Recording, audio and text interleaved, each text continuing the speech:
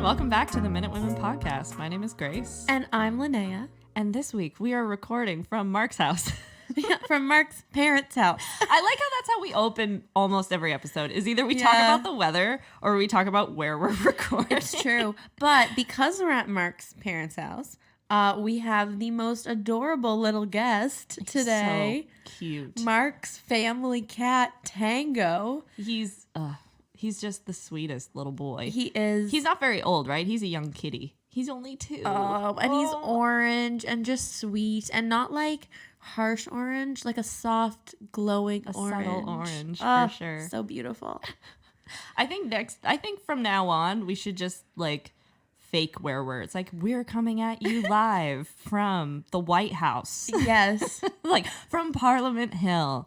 Talking about the White House, have you seen the HBO interview that was just done on Donald Trump? HB, no, I have not. You're missing out, first off, because it is prime comedic material. As always. Yeah, it's honestly, I must say the interviewer was fantastic. He did just enough, he did just enough backhanded complimenting of Donald Trump that Donald Trump would like actually answer him and like seem to have like a bit of respect for him as a journalist. Okay. But then he'd like really like dig in there with some questions, and then Donald Trump was just like, At one point he said something like, "Oh, well, we have less cases than the world." Like he was comparing America to the world, and we're like, you're part of the world. Which obviously which kind of makes sense, but to be honest. But it didn't. It was a lot. It just like makes sense in his brain. Like, it's America or everyone else. Yeah.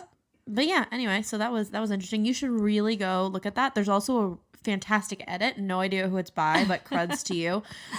It's Donald Trump in the interview talking to Donald Trump in the interview, because there's so many points where he contradicts himself. It's gold, really. When I was at... It should win an Emmy. It should win a Shorty Award, which I believe are the web series awards. But anyway, enough about our that. friends down south in the United States. What are we talking about today on the podcast? This week I wanted to do just like a really vintage classic Heritage Minute. We're going to do Emily Carr. Emily Carr girl. And the totem poles. Yeah. It's a very melodramatic Heritage Minute. It's so melodramatic. It's a very serious one for the content. Like, yeah, I mean, it's just her like painting, and she's definitely falls into that mold of a tortured artist kind of thing. Yeah. But also I don't really believe in that generally. Like, I don't think you have to be tortured to be a good artist. But she definitely had like struggles throughout her life, and I think they try to symbolize that in the very like dramatic like lighting and music. It's essentially her just canoeing out to these islands in British Columbia where there are totem poles, and then her painting the landscape in the totem poles. And then it ends with her near the end of her life when she was still painting, and she was like one of Canada's top artists by the time she died, which is interesting. Like, so many artists, especially impressionists, who were painting in an unconventional form for the time, don't really get recognized until after their death. Exactly. And that's one thing that I remember like learning about Emily Carr and knowing that like she was famous in her lifetime, which was pretty cool. I saw a collection of her paintings, and I don't know if it's a permanent fixture or if it was just when I was there, when I was at the Museum of Civilization in Ottawa a couple years ago. Yeah. They had a collection of Emily Carr's work, and I believe they were originals. It seemed like it was like a display. Probably. I know she sold a lot of her paintings to Ottawa. So yeah, super beautiful and very intricate, and I know her painting goes through different phases. Like, it becomes more, I think, abstract throughout her life. Not abstract, but like more impressionistic throughout her lifetime. The one thing I don't love about this Heritage Minute is it gives the impression that whatever culture created the totem poles is like not there anymore. Yeah. But she very much was taken there by the Indigenous people who made the totem poles, and then she knew those people. But in the Heritage Minute, it just seems like she's this woman who has discovered these totem poles that are like being, because in the Heritage Minute they're like covered in moss and like there's like foliage growing through the wood. Yeah. And no actual indigenous peoples. So it's like, oh, look at this white lady who's preserving a culture. It's like, not quite. And that is a criticism that she gets a lot today as a painter. And like, she was also an author. So things that she writes about, people have kind of criticized her for being very colonialist in that sense. But I think, again, for that time, it was very woke to be like, well, I'm into this culture. And I think there's a difference between like, I think there is such a thing as just not knowing. Like if she just like, it doesn't matter, like if she's educated on some things, you still, like this was years and years ago. And the things that you know and the things that you know are appropriate to say and are appropriate to like talk about with a culture. And when you're like painting a culture, a different culture that's not yours. I think that it's definitely, you know, there is just that semblance of like just not understanding fully.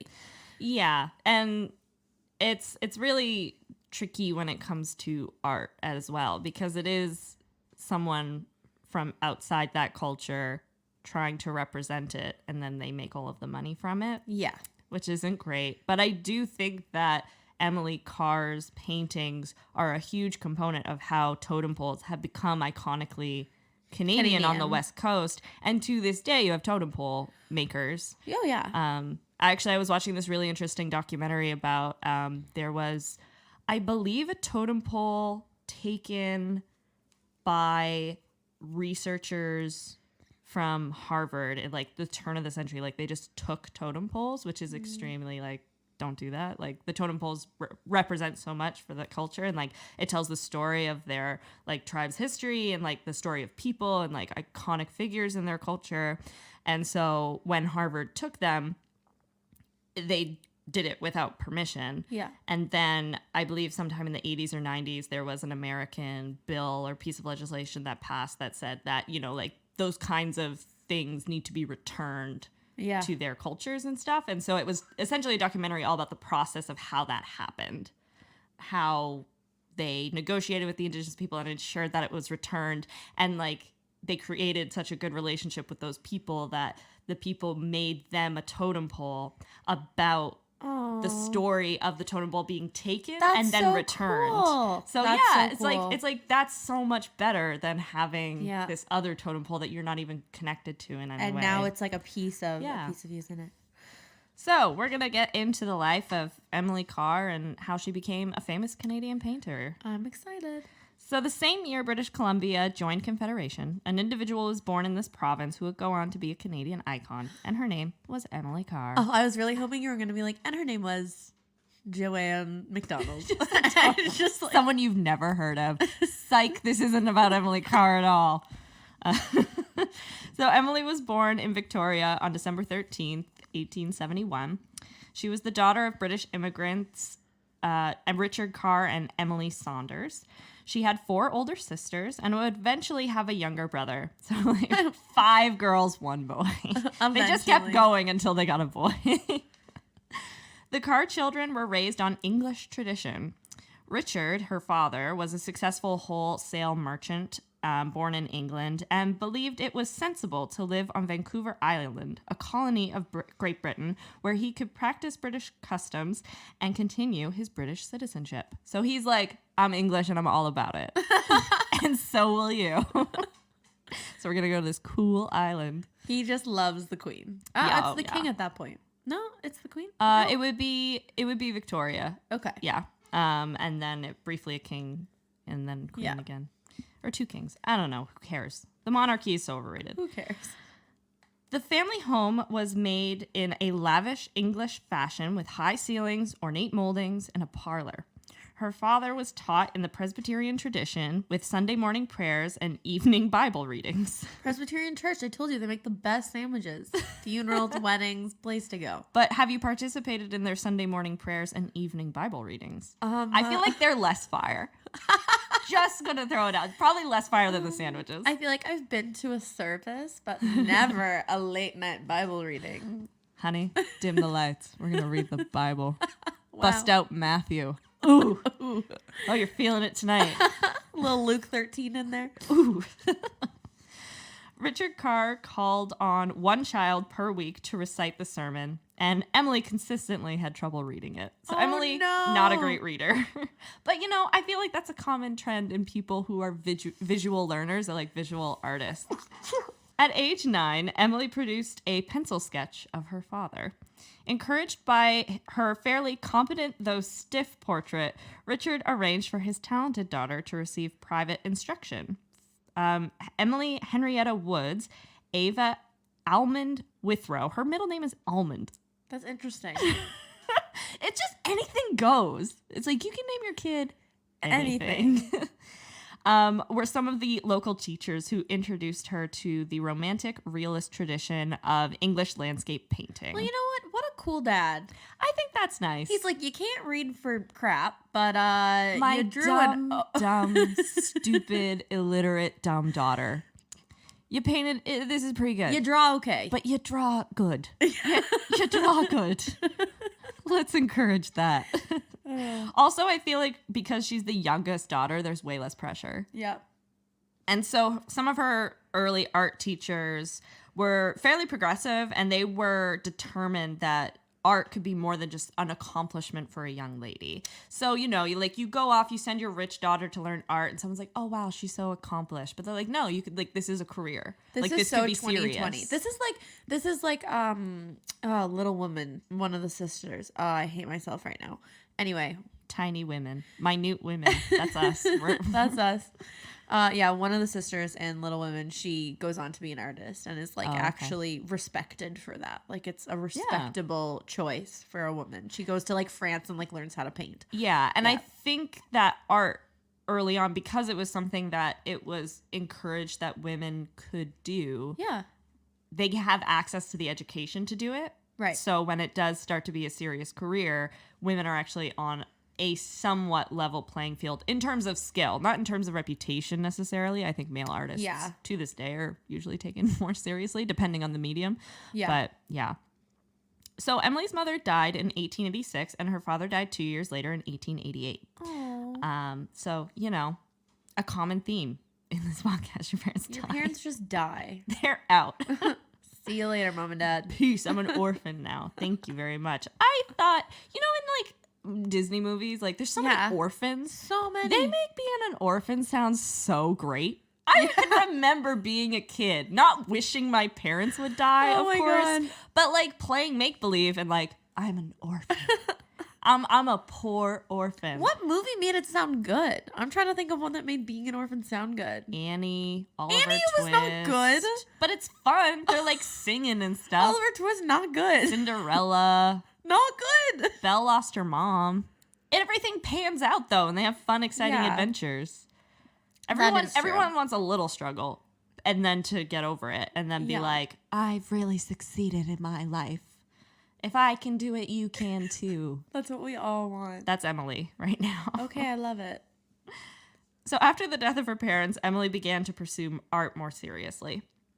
Her older sister Edith took guardianship of all the children, and Emily attended less than 1 year of high school at Victoria High School. Because she couldn't fucking read. No, she's not good at reading. She's just been painting landscapes this whole time. She's like, Hamlet? What? I'll pass, thanks. No thanks.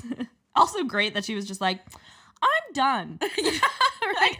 I don't want to go anymore. And Edith was like, I've got 5 years to look after. Fine, Emily. Yeah, she's like, honestly, do whatever I just don't have time. Yeah, I don't care. Go paint a picture. Yeah. So after this failed attempt at scholarship, Evelyn Withrow, one of her private instructors, helped her apply to the California School of Design in San Francisco in 1890. I really believe that that's still how life kind of should be. I don't think it's fair that we all have to graduate from university to get any job, because some people have talents. My dad, for example, he didn't finish high school and he works as a laborer, but you can't even do that now. The place that he works, he works for Michelin, and you can't even work at Michelin unless you have your grade 12. And some people really aren't cut out for high school. It's true. And that's what Emily did. She went to post-secondary education. Good for her. Without getting the first education. She didn't finish high school. She was like, okay, I'm going to art school. Bye. That's okay. She's living her best life. Yeah. And she's going to California, you said? She's going to San Francisco. Yep. Good for her. So at this time, most aspiring artists, such as Emily, would further their training in London, England. That was like the ticket. But Emily had personal ties to San Francisco. It was where her father had made his fortune as a merchant and had met his wife. And it was a short boat journey home to British Columbia. Right. So she could still visit her siblings regularly, or they could go visit her. That's so cool. But above all, the California School of Design offered first-class instruction resembling that of the best institutions in Europe. Students began by drawing in charcoal from replicas of classical structures and progressed to the undraped model, still life, and finally landscape. Naked people. Naked people. She was drawing naked boys. Oh, no, she wasn't. We'll get into it. Oh, God. So Emily left Victoria in 1891 at 20 years old. Emily really enjoyed art school, but it wasn't all sunshine and roses. She found that antique and still life classes were extremely dull. She was also an extremely modest person and therefore refused to attend the new model classes. See, that's what I'd be there for. I'd be like, you want to draw me naked? You want me to draw you naked? Let's do it. Let's just get naked. You know it's hot, right? It's in San Francisco, so it's warm. It's really warm. Just sweat. It's humid. The sweatiest, humidest room, and it's just one naked guy, and you're all just like, okay. Get those sweat droplets right, kids. I just drew a penis. I don't know if that's what we were supposed to do. It's just like all 8th grade right? students, Everybody like male just drew a students, penis. just drawing dicks on everything. It's like, well, now you have to take a nude model class. How do you feel about that? And they're like, oh, I've been training for this my whole life. I'm ready. I'm ready. In her 3rd year, she found depicting landscape a greater but welcome challenge than producing the well-defined contours of objects in the classroom. So now we're getting into like her wheelhouse of things that she likes. Right. However, she had little opportunity to pursue this subject for financial reasons. Due to the alleged mismanagement of her father's estate by a close friend following his death in 1888 and the economic downturn of 1893, the Carr family simply didn't have the money to keep Emily in school, and so she returned to Victoria in December of 1893.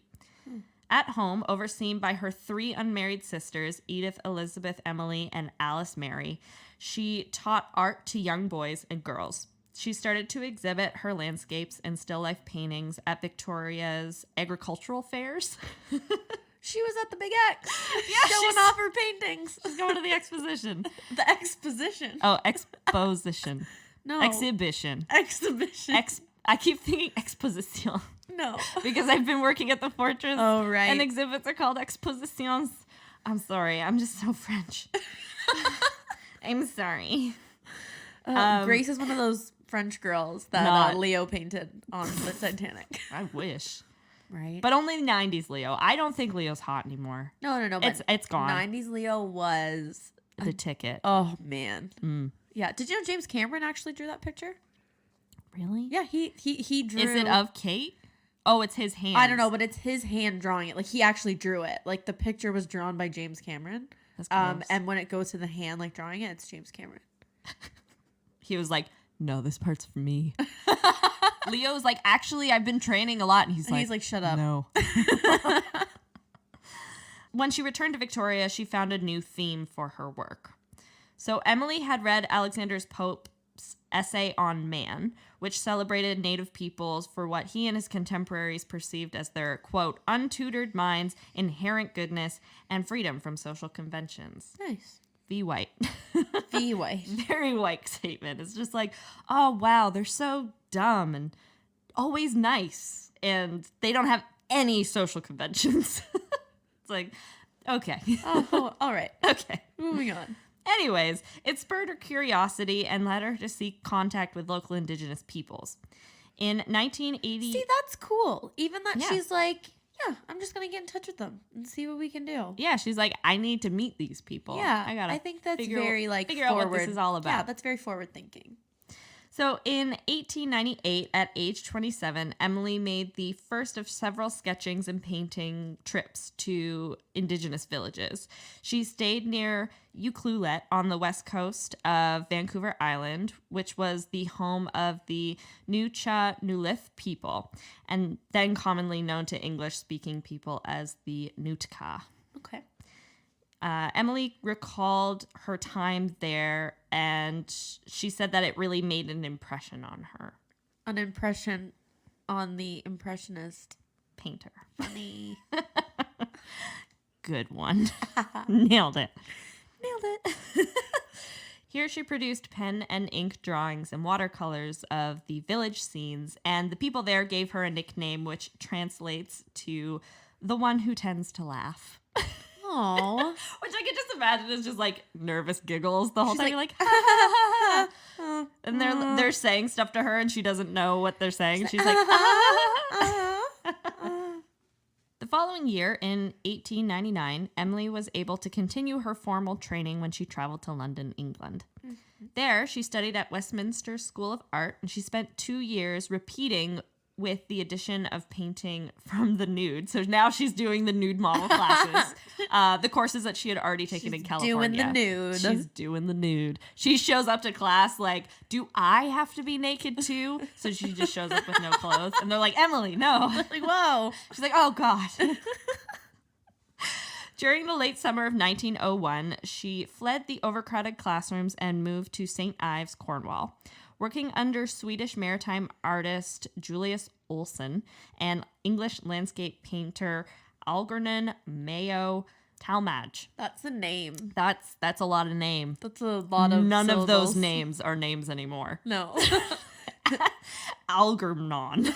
Algernon. I think I'm going to name my baby Algernon. Funny though, because all of that sounds like noises the Swedish chef makes on But he's the English Muppets. guy. I know.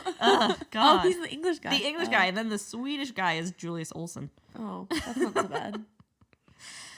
So working with them, she discovered the woods above the harbor as a motif. So she likes woods and then water. Woods, water. Did she ever come to Nova Scotia? No, but Girl was missing out. Clearly in St. Ives, it's like chef's kiss, number one. In the spring of 1902, she relocated to Bushy, Hertfordshire. And she studied with academic landscape painter John Whitley. However, her classes came to an abrupt end in the autumn of 1902 because of illness or exhaustion. In January of 1903, nervous strain and severe headaches, along with the guilt she experienced after rejecting her Canadian suitor, William Mayo Paddon, resulted in her admission to the East Anglian Sanatorium. Oh, no. Imagine feeling that guilty. So she's like, a dude, I guess, proposes to her, and she's like, no, thank you. And then she starts to have such nervous strain and severe headaches that she needs to go to a sanatorium. Or did he say no, and then the people just came and got her? The people in the white jackets were just like... They strapped her up. Nobody says no to a guy like that. William? Seriously? Oh, girl. William? And then they Get just in the haul chair. her away. And she's like, what? I swear I'm sane. And they're like, no, you're Nope. not. And she remained there for 14 months. Okay. Later on, Emily would write disparagingly of her 4.5-year sojourn in England, but it helped her reinforce her identity as a Western Canadian artist. So she's like, I didn't like living in England, but it made me feel more confident that I wanted to paint BC. Yeah. That's who I am. In 1904, Emily returned to Victoria, and the following year, she began working for Week magazine as a cartoonist. A cartoonist? That's so cool. There's so many cartoonists that we come across. It's kind of funny. I feel like we've brought it up probably 3 or 4 times. Yeah. People love it. That's very People love the cool. funnies. People love it. People love to laugh. And she's the lady who laughs or whatever. She's the one who laughs. Yeah. Emily Carr invented Blondie. Yes. She is Blondie. She is Blondie. She renewed her contact with Native peoples and went on a second trip to Ucluelet and she escaped the suffocating environment of her family household by moving to Vancouver. Things are rough with Imagine the 3 unmarried sisters in the house still. Yep. And they're like, oh, you're back. She's like, oh, God. Again. I gotta go.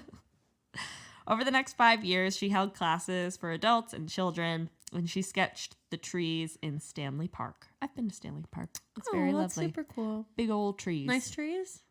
Big old trees. Nice. Yeah, I feel like redwoods are definitely... I don't know if they're actually redwoods there.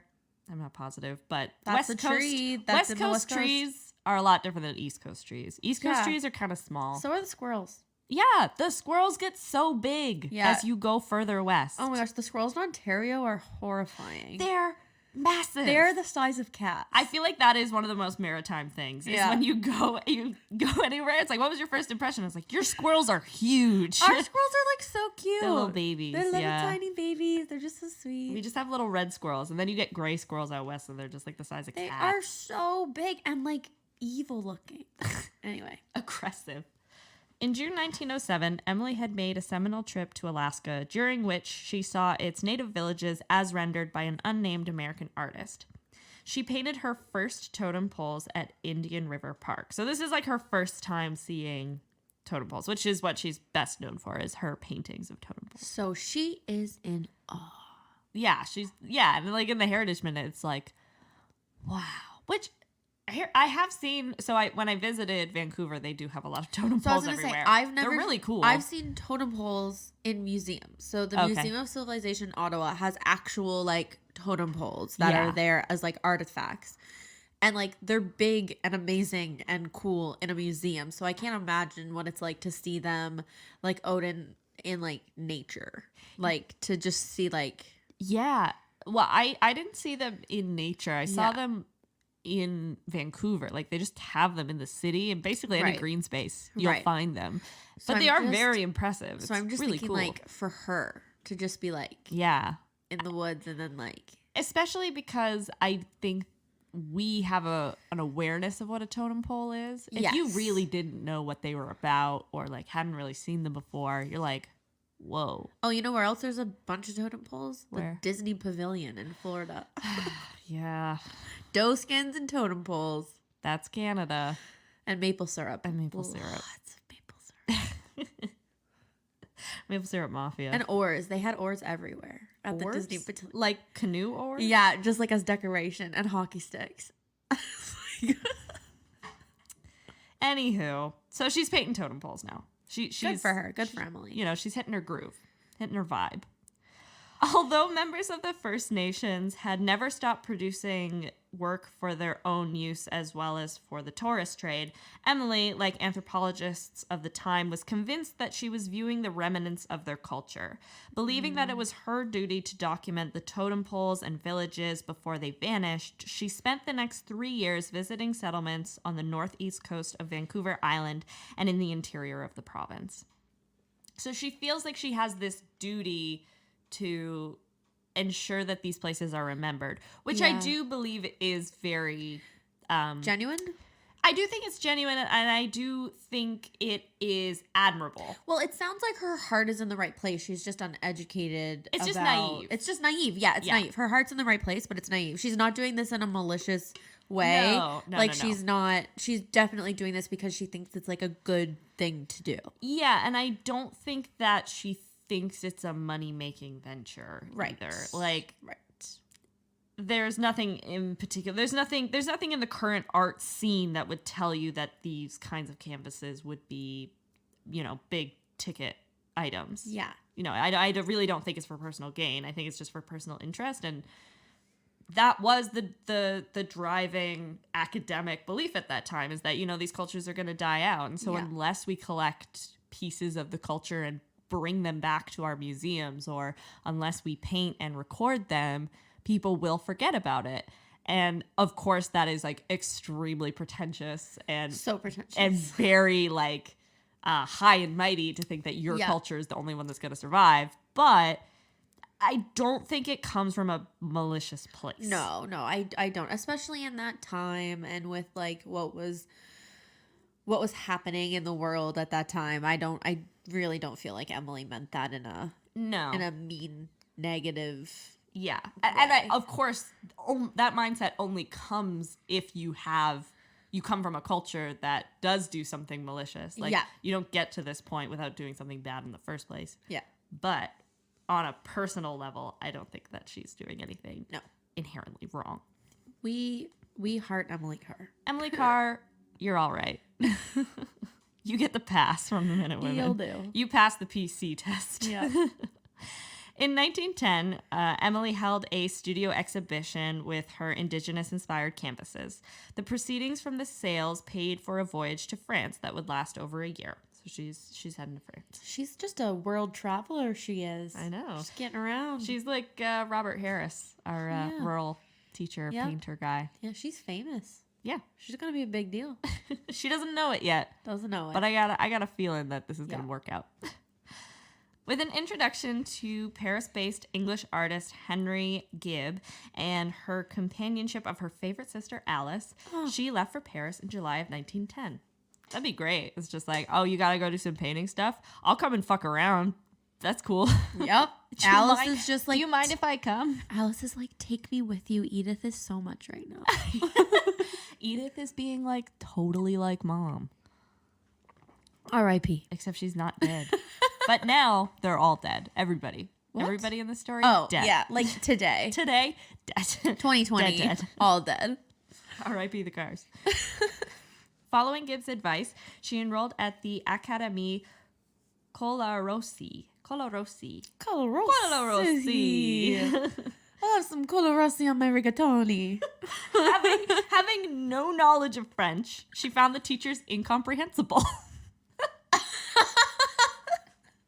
Which is just like, duh, you go to a French school. Oh, Emily. I thought I'd be able to just pick up French. She can't read. She probably didn't realize that it was a French school. Turns out I can't. I thought we'd just be painting. But I don't know what they're saying. Oh, poor thing.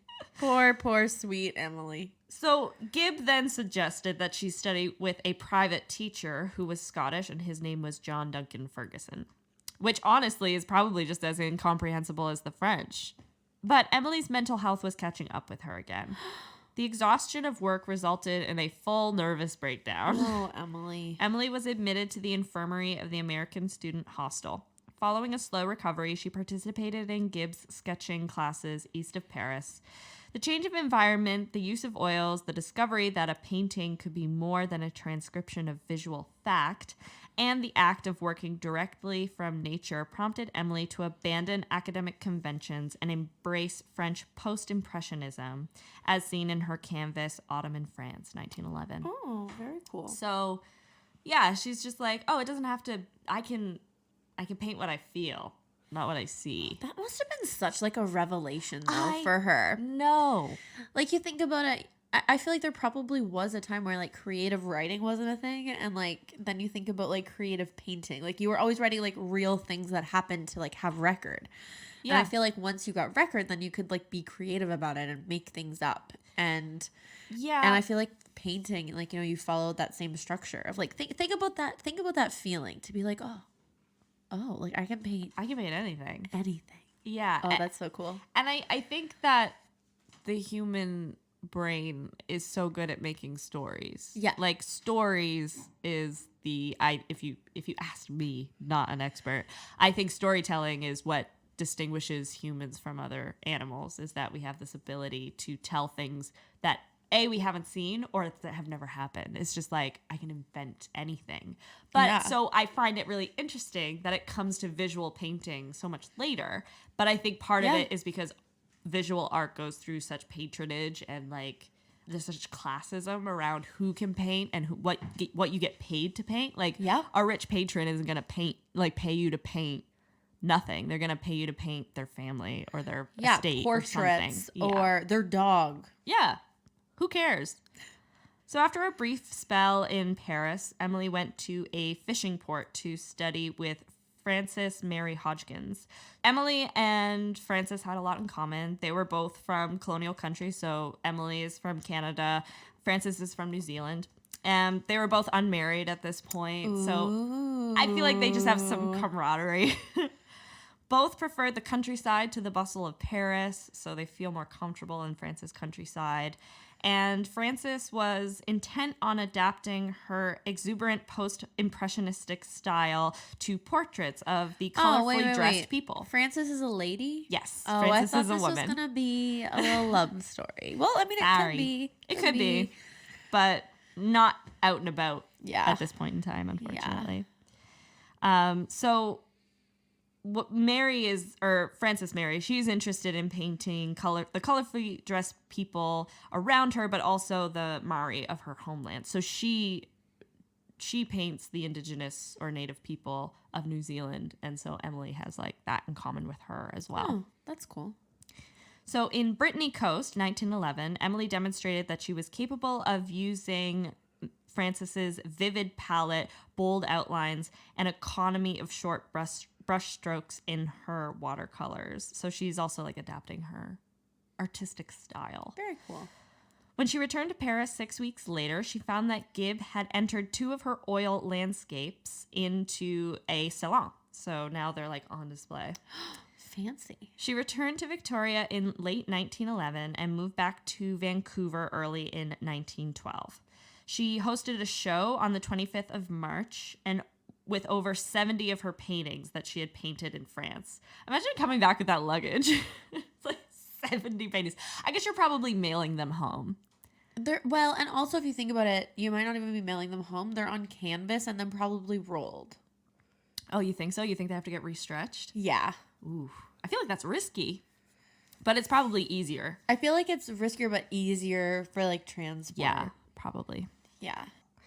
So her show was received generally positively throughout British Columbia, and this show was the first time that Fauvism was introduced to British Columbia. So that's like the style of painting that she is now.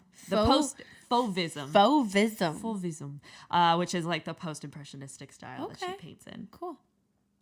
Emily was now eager to apply these new styles that she had learned in France to her favorite subject, the indigenous culture of British Columbia.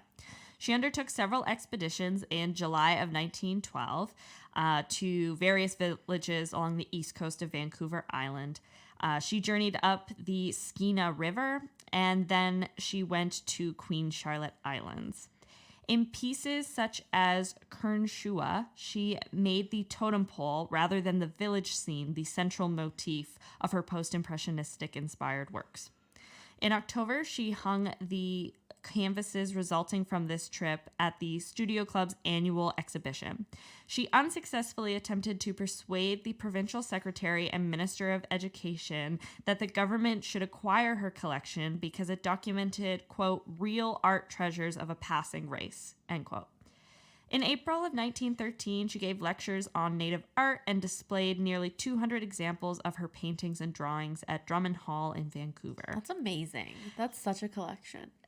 She's very prolific. Yeah. And also, I think it's interesting that she is trying to get the government to acquire her pieces, not private collectors. Well, that's also that's ahead of her time. Like, to understand that the value of art is something that should be owned, educational. Like by government. It's an educational piece. Like it has value outside of enjoyment. Yeah. I think that's really cool. Yeah, definitely. I 100% agree. Although the lectures and the pictures were enthusiastically reviewed, she had hoped to sell more and for a greater price. And she also hoped that she would garner more attention from the press, but she wasn't. Yeah, sounds like us. Hey, we've been in Globe and Mail. We've been on the CBC. The CBC. The whole as CBC. My mom would say. The whole CBC and nothing but the CBC. Yeah. Already erecting an apartment house in Victoria that would provide her with a steady income, she returned to the city a few weeks later and entered into a dark, uninspired phase of her life. So she's like just poured all of her time and energy. She kind of sounds a little like manic depressive. I'm not sure if that's the word you would use anymore, but it sounds like she goes through these like phases of like intense production, and then she has like these crashes. Well, I was even gonna say like potentially even bipolar. Yeah. Because she seems to have like ups and huge then like swings. huge lows. Yeah. So like after these sales and lectures didn't really bring her as much money as she had hoped, she basically like doesn't quit art, but she stops trying to be an artist and she just decides to be a landlord. Oh. So the next 14 years of Emily's life, she just devoted to running her apartment building, which is named Hill House. Okay. So during this period of time, Emily acquired a menagerie. Do you know what a menagerie is? I don't. That's when people like just collect animals. So a zoo? Yeah. So she had a parrot, she had a chipmunk, she had a monkey named Woo. Oh. And she started a kennel and she raised some 350 sheepdogs. Wowza. Yeah. Emily. So I want to show you this picture. Okay, I'm excited. We'll post it on our Instagram. Yes, we will. So this is a picture of Emily Carr. I haven't seen the picture. I'm waiting. With the saddest looking dog.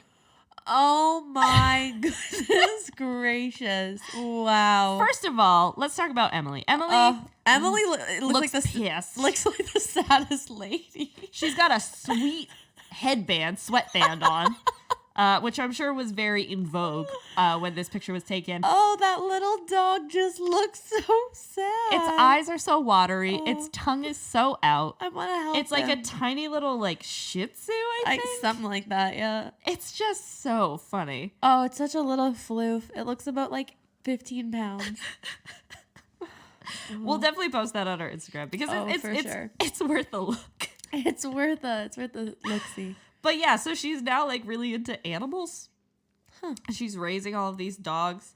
She didn't wholly quit painting during this time, but you know, it's definitely not the forefront of her life.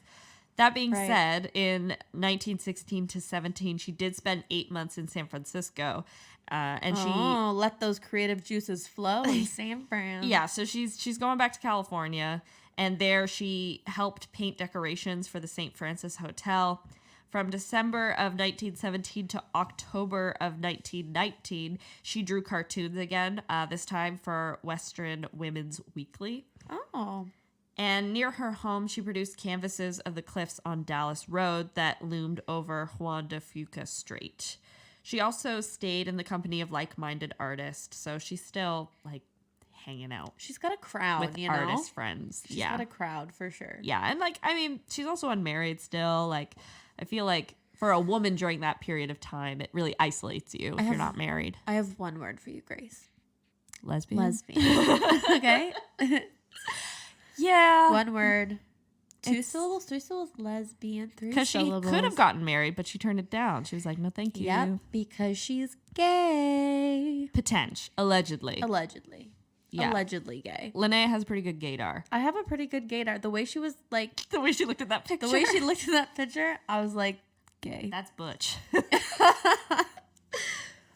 Things began to turn around for Emily in the autumn of 1927. Okay. That September, Emily met with the director of the National Gallery of Canada, Eric Brown.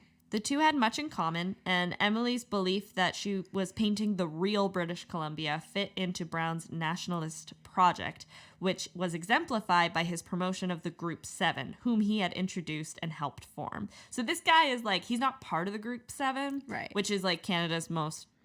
I don't know if they're the most famous Canadian painters today, but they were the first like group of painters that tried to paint a Canadian or create a Canadian art scene. Right. That was based around painting Canada and Canadian landscapes. Yeah. Which I always thought Emily Carr was part of Group 7, but she's not. So did I. I always thought she was a member of the Group of 7. Yeah, but she's not. That's weird because like I could have sworn like I believe you. Obviously, 100%. You're the expert, Grace.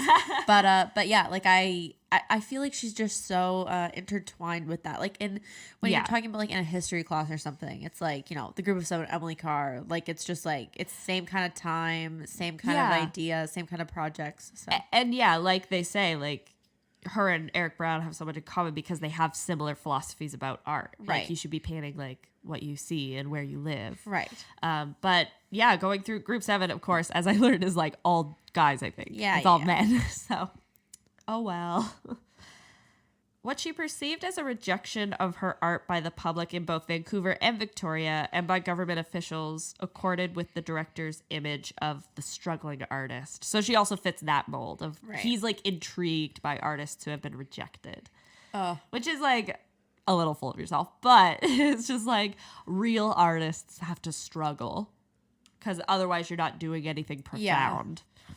Above all, her conviction that the native culture of the Northwest Coast was in decline and that it was up to modernist non-natives to celebrate Indigenous subject matter suited the exhibition that Brown was planning in Barbeau.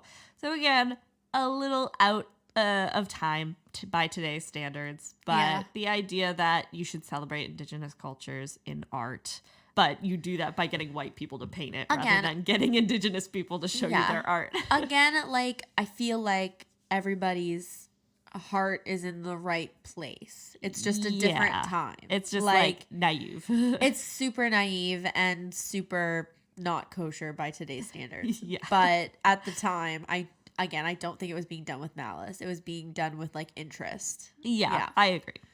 Admiration even. Definitely. You know? I think that she very much admires their visual style and culture, and so she wants to copy it. And then she also feels that she has the means more than they do to present that art. And, you know, if she makes a profit from it, she makes a profit from it. Right. So in the late autumn of 1927, Emily traveled to Ottawa to attend the opening of the exhibition of Canadian West Coast art, native and modern, at the National Gallery. That sounds like it might as well just be called the Emily Carr Emily Carr exhibition. Exhibit, yeah. As art historian Gerda Moray has observed, Emily's contribution to this display established her role in Canadian culture, quote, as a mediating figure between modern European-dominated art and an exotic, primeval native world. So she's like sugar that helps the medicine go down. She's like showing an art style that usually would be dismissed as primitive and exotic in a palatable way to European art critics. Wow. So she's like, they're into it. They're into it. She whitewashed it a little. Probably whitewashing it a little bit. And it's in a format that they're comfortable with. Right. Because like if you show like basket weaving, to them that's like a craft. It's just like, oh, that's not, it's pretty, but it's not worth my time. But this is art. This is something that we can like critique. Yeah. She met many notable Canadian artists and made several important private sales, but it was her encounter with the leader of Group 7, Lauren Harris, who introduced her to theosophy, which is the philosophy maintaining that a knowledge of God may be achieved through spiritual ecstasy, direct intuition, or special individual relations. So essentially telling her that like she can express her spirituality through her work. And then they all smoked some weed. I don't know if Emily's smoking weed, but it's definitely like they're smoking something. The closest you can get to God is through your artwork. Okay. And so you should do that, which really intrigues the now 55-year-old Emily. That's the other thing. She really doesn't become famous until she's like in her 50s. 55. Yeah. Good for her. With Harris's work and his philosophy in mind, Emily made a second major excursion in the summer of 1928 to native villages on Queen Charlotte Islands along the Skeena and Nass rivers. Her process was to paint watercolors and sketches on these excursions and then return to the studio in Victoria, where she would adapt them into oil paintings, adding depth, contrast, and definition. The following spring, she contributed 2 paintings resulting from her northern expedition to the annual expedition of the Ontario Society of Artists.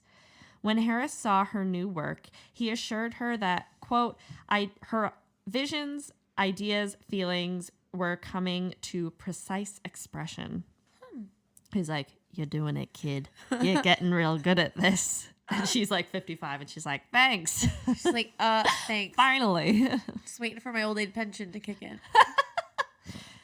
Nevertheless, he suggested that she drop the native theme. Woof. Like, get rid of that shit. It's like, wow, you're doing really great. Stop painting this boring crap and paint this other stuff. And then he was like, but you know, it'd be really great. Landscape. Paint some trees. So she followed his advice, and she Okay. traveled in 1929 to the dense forests surrounding Uquot. Where is this? This is in British Columbia, I believe. Northern So British she's Columbia. still staying in BC. Yeah, she's definitely Girl, BC she focused. really missed out not coming to the East Coast, let me tell you. I think she would have had a good time. I think she would have loved it here. Maybe I do get the sense that she's very uptight, though. I feel like she wouldn't move well in, like, not that this is a maritime specific thing. But yeah, I guess so. But she also had like a nervous breakdown because of it. She did, yes. That is true. It's like, oh God. She's just like, this is like me having to read those sermons all over again. Well, it was like the topless beaches, and all the churches. Yeah, that was like nightmares for her. But can I wear my headband? I love my headband. What about the headband? I know it's a nude beach, but can I keep the headband can I on? just, please? Please. Emily had long associated the mystery and fear that she felt in the forest with the presence of God, which I think they actually talk about in the Heritage Minute. It's like there's her monologue as she's walking through the forest, and it's kind of like what she feels when she sees the forest. Yeah. So guided by the art influences that she'd been interacting with over the last few years, she decided to reduce the trees in these paintings to simple cones and triangular spheres, and chose to have a very simple color palette of cool grays and browns. So she's like simplifying her art down. Very cool. Soon dissatisfied with the aloof and distant representation of God in canvases such as the painting Gray, she employed a looser, less stylized, and more expressive rendering that portrayed a more benevolent God. So now she's painting God stuff, but like God in nature and God's creation. Right. Thinking pieces. In 1934, Emily observed in her journal that, quote, I am painting on my own vision now, thinking of no one else's approach and trying to express my own reactions. Deep. Using the full sweep of her arms, she reduced the forest vegetation in this painting, stumps and sky, to a series of S-curves, chevrons, and rising spirals that caused the trees virtually to dance across the paper. From 1932 to 1936, when Emily's expressionistic style was a vehicle for representing her spirituality, she produced some of the most accomplished paintings that she is known for, including Reforestation in 1936, which I believe is the painting on the cover of Barkskins, the book that I've recommended a couple of times on this podcast. Yeah. I believe it's an Emily Carr painting on the cover of it. Very cool. Yeah. Around 1938, she completed a penetrating self-portrait. Less successfully, she brought the loosely rendered forest vegetation and the full-volume totem poles together in a work, including a work called Stiggit Pole. So now she's like trying to mold these two things. I guess people didn't like it. Oh, that's a shame. That's a shame, but whatever. I bet you today someone would be stoked about it. I bet you people would have been super into it. Yeah, I think, and now it's a name thing. Heck, I'm people. I'd be super into it. If I owned an Emily Carr painting, it could have just been a couple dots on a page. I've held a Pablo Picasso. Oh, that's cool. I've seen CBU a Pablo library. Picasso, but I've never held one. CBU Art Gallery has a Pablo Picasso sketch journal. That's cool. Yeah. So Emily's reputation grew exponentially during the 1930s. She exhibited in Ontario Society of Artists, the Canadian Group of Painters, of which she became a member in 1933, the Art Association of Montreal, and the Art Gallery of Toronto, where her canvases accompanied those of Group 7. Wow. Okay. And then she was also part of National Gallery annual presentations and in private galleries. And she was extremely influential in British Columbia, especially. So like Very any cool. emerging artist out of British Columbia is like, I want to be like Emily Carr when I grow up. That's really cool. Sadly, at the end of the 1930s, Emily only had a few years remaining in which she had both the financial resources and the health to exploit her great gifts. In January of 1937, she suffered the first of several heart attacks, and in March of 1939, she would have a small stroke. Oh. After illness prompted her in 1938 to sell her van, known as the Elephant, which was the car that facilitated her sketching trips on the outskirts of Victoria for the past 5 years. That's so cute. I've got to sell the elephant. I love that. So because she had to sell that, she decided to rent a series of cottages. So I believe that's so she could continue to do these excursions. That's so cool. Good for her. Between 1938 and 1942, she made 4 excursions that provided materials for canvases such as Dancing Sunlight in 1939. After 1937, Emily devoted more of her time to writing in her journal, corresponding with a large circle of friends, and started writing short stories. Loosely based off her encounters with First Nations peoples, her childhood, her animals, and her apartment house tenants, her tales are sentimental and moralistic. They show a prejudice against foreigners and those whites whom she considered socially inferior, though. Again, like, it's the times, and it doesn't make it okay. That sucks. It's just that like she did that, but yeah, it's one of those things of like, yeah, I think you should have to be able to talk about it, but also Yeah. I don't know if it can discredit their whole work, because Exactly. then literally everyone ever is discredited for everything they've ever done. Well, and honestly, even for me, like, that's not going to take away from my enjoyment of this episode, knowing that she wasn't always super politically correct. Yeah. I love that she's just like, those whites whom she considered socially inferior. You know she's talking about like the Italians and the Irish. Yeah. She's just like, not them. Anyone but them. Oh, the poor Irish. Her stories also celebrated her love of nature and her perceived closeness with the Indigenous people of British Columbia. In 1939, an executive at the CBC offered Emily a publishing contract. That's amazing. So her At the CBC. the CBC. The CBC that we were in. Yeah, we are Emily Carr. Oh, this has come full circle. So Clee Wyke, which was published in 1941, was the story that she wrote following this contract, and it received the Governor General's Literary Award in 1942. Like, this is something I knew nothing about. That's so Emily cool. Carr. She was also like an awarded author. That's as well. very cool. And this is the girl who couldn't read. Yeah. She's writing books. What?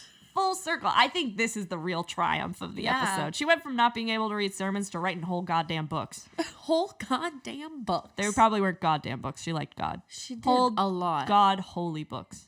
God. Gosh darn. Gosh darn. Gosh darn Some it. good gosh darn novels. Yeah. Should probably swear less on this podcast, but you know what? but- Who cares? Who cares? If you care, let us know. Yeah, please. Imagine the person's like, I would have given it 5 stars, but they swear a lot, so I gave it 4 stars. I'll be like, ooh. Fuck you. We'll get our editor Mark to make clean edited versions for you. Bleep us. Mark's like, Mark says that's so no. much work. Mark says no, but The amount of bleeping he'd have to do is just not good. outrageous. Anyways, so this book was followed by The Book of Small and The House of All Sorts, which is the book that I think she's most known for. Yeah. And I have not read, but I have seen the Book That- of All Sorts. the book, Yes. The House of All Sorts. The House of All Sorts. Yes, I know someone who owns it. Yeah, as like a table conversation piece. Yeah, it's like totally based off of her time as a landlord, like the house that she rented. Yeah. And so now, in retrospect, people don't call that house Hill's House or House Hill, which is what it's actually called. They call it the House of All Sorts. That's so and like sweet. yeah, so after that book came out, they changed the name of that like building. I like that. Paintings from Emily's last decade reveal her growing anxiety about the environmental impact of industry on British Columbia's landscape. Her work from this time reflected her growing concern over industrial logging, its ecological effects, and its encroachment on the lives of Indigenous peoples. In her painting Odds and Ends from 1939, the cleared land and tree stumps shift the focus of the majestic forestscape that lured European and American tourists to the West Coast to reveal instead the impact of deforestation. So now she's just like, look at, like, you've ruined this beautiful landscape. Look which at the is mess you made. so impactful for an artist who's been painting that for decades. Yep. Like, she's been painting British Columbia's landscape for so long that like Yep. she can actually show you like, this is what I used to paint and this is what I paint now. Yep. It's like, it's really bad. In 1942, an ailing Emily set aside 45 paintings for the Emily Carr Trust she had created the previous year. The works were to be on permanent loan to the Vancouver Art Gallery. Because of concerns about a possible Japanese invasion, so we're amidst World War II right now, Oh, goodness. these paintings were shipped to central Canada for the remaining years of the Second World War.